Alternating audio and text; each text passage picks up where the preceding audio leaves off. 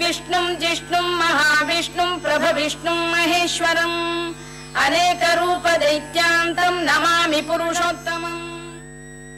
ఉత్తర రంగంగా ఖ్యాతిగాంచిన ఈ పవిత్ర గ్రామంలోనే రంగనాథ స్వామి ఆలయం ఉంది.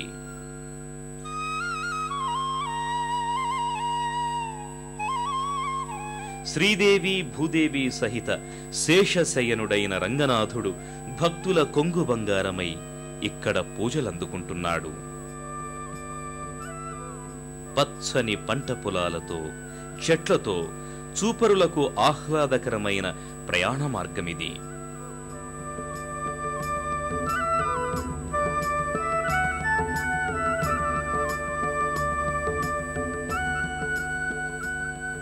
ఆలయానికి గ్రామానికి మధ్య తటాకం ఉంది.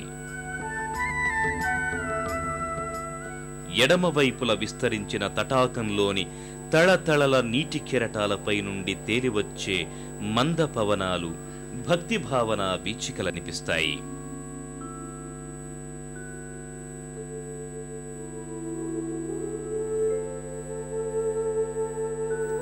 రథశాల నుంచి ఆలయ ఆవరణ మొదలవుతుంది.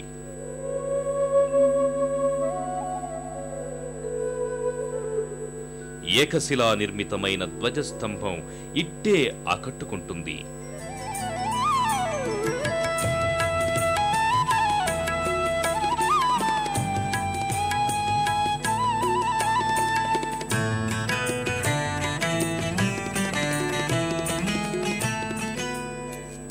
ఆలయ గాలిగోపురం 67 అడుగుల ఎత్తుగలది.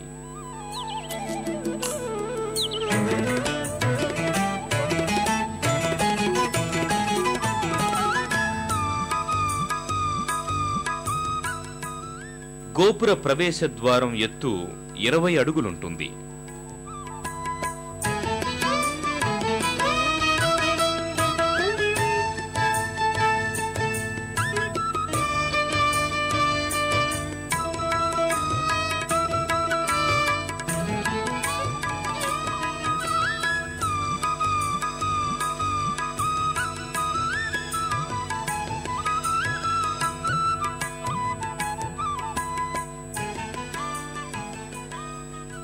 గోపురం పైభాగాన 5 కలశాలున్నాయి.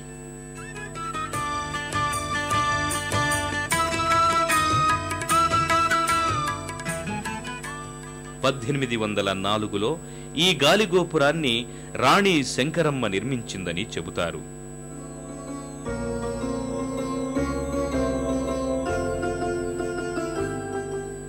గోపురం 7 అంతస్తులుగా వివిధ దేవీ దేవతల మూర్తులతో తేజరిల్లుతూ ఉంటుంది.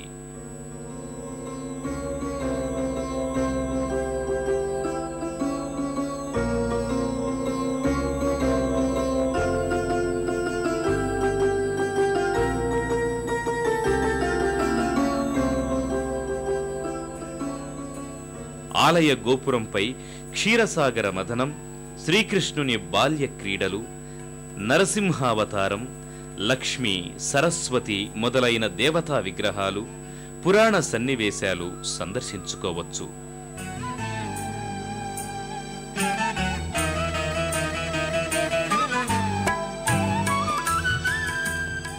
ఎన్నిసార్లు చూసినా నిత్యనూతన శిల్ప వైభవంతో అలరారుతుండే గాలిగోపుర దర్శనం తనివి తీరనిదే. ప్రవేశద్వారం గుండా ముందుకు వెళ్లగా ఆలయం ముందు ప్రాంగణం క్రోటన్స్తో, మెత్తని పచ్చటి గడ్డితో మనసును రంజింపచేసేలా కానవస్తుంది. రాతిబండలు పరిచిన దారిన వెళితే ఆలయం మెట్లు, 3 అంతస్తుల గోపురం కనబడతాయి. ఆలయానికి ఎదురుగా ఉన్నది ధ్వజస్తంభం.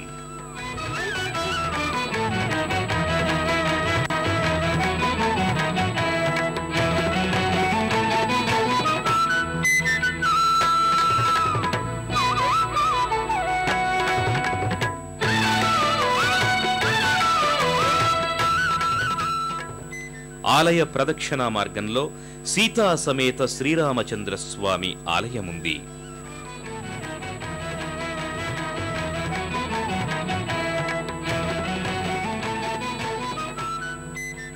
అక్కడ దైవదర్శనం చేసుకుని హారతి తీసుకుని భక్తులు ముందుకు సాగుతారు.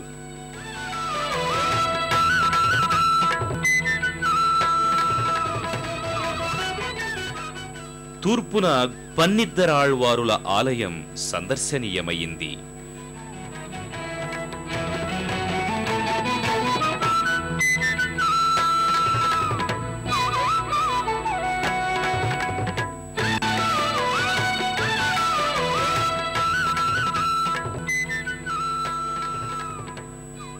ఒకే పీఠంపై ఆసీనులైన ఆళ్వారులతో స్త్రీమూర్తి అయిన గోదాదేవి దర్శమానం కావడం ఒక విశేషం.